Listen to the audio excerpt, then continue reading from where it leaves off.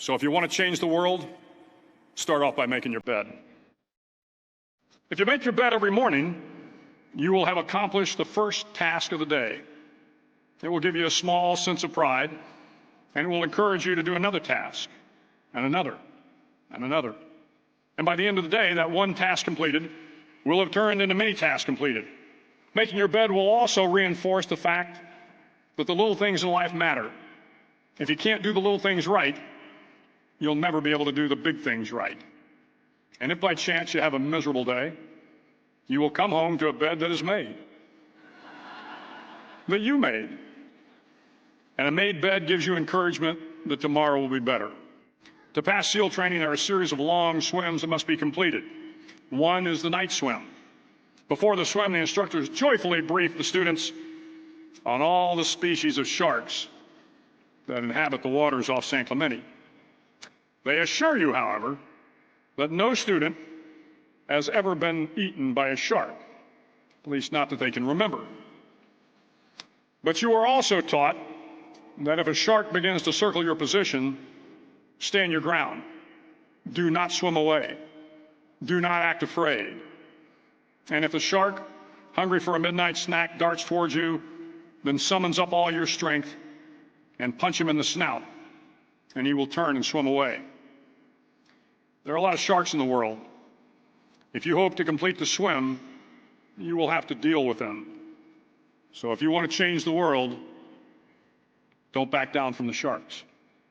Over a few weeks of difficult training, my SEAL class, which started with 150 men, was down to just 42. There were now 6 boat crews of 7 men each. I was in the boat with the tall guys, but the best boat crew we had was made up of the little guys, the Munchkin crew, we called them.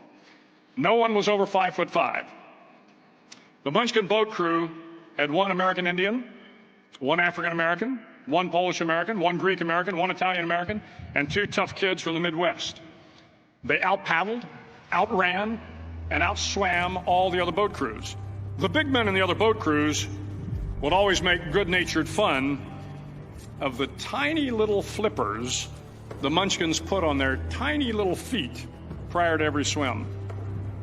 But somehow these little guys from every corner of the nation and the world always had the last laugh, swimming faster than everyone and reaching the shore long before the rest of us. SEAL training was a great equalizer. Nothing mattered but your will to succeed, not your color, not your ethnic background, not your education, not your social status. If you want to change the world, measure a person by the size of their heart, not by the size of their flippers. The 9th week of training is referred to as Hell Week. It is 6 days of no sleep, constant physical and mental harassment, and 1 special day at the Mud Flats. The Mud Flats are an area between San Diego and Tijuana where the water runs off and creates the Tijuana Sloughs, a swampy patch of terrain where the mud will engulf you. It is on Wednesday of Hell Week that you paddle down to the Mud Flats and spend the next 15 hours trying to survive the freezing cold, the howling wind, and the incessant pressure to quit from the instructors. As the sun began to set that Wednesday evening, my training class, having committed some egregious infraction of the rules, was ordered into the mud. The mud consumed each man till there was nothing visible but our heads. The instructors told us we could leave the mud if only 5 men would quit.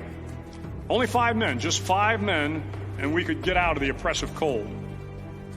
Looking around the mud flat, it was apparent that some students were about to give up. It was still over 8 hours till the sun came up. 8 more hours of bone-chilling cold. The chattering teeth and the shivering moans of the trainees were so loud, it was hard to hear anything. And then one voice began to echo through the night. One voice raised in song. The song was terribly out of tune, but sung with great enthusiasm. One voice became 2, and 2 became 3, and before long, everyone in the class was singing. The instructors threatened us with more time in the mud if we kept up the singing, but the singing persisted. And somehow the mud seemed a little warmer, and the wind a little tamer, and the dawn not so far away. If I have learned anything in my time traveling the world, it is the power of hope. The power of one person, a Washington, a Lincoln, King, Mandela, and even a young girl from Pakistan, Malala. One person can change the world by giving people hope. So if you want to change the world, start each day with a task completed. Find someone to help you through life. Respect everyone. Know that life is not fair and that you will fail often. But if you take some risks, step up when the times are the toughest, face down the bullies, lift up the downtrodden, and never, ever give up. If you do these things, the next generation and the generations that follow will live in a world far better than the one we have today.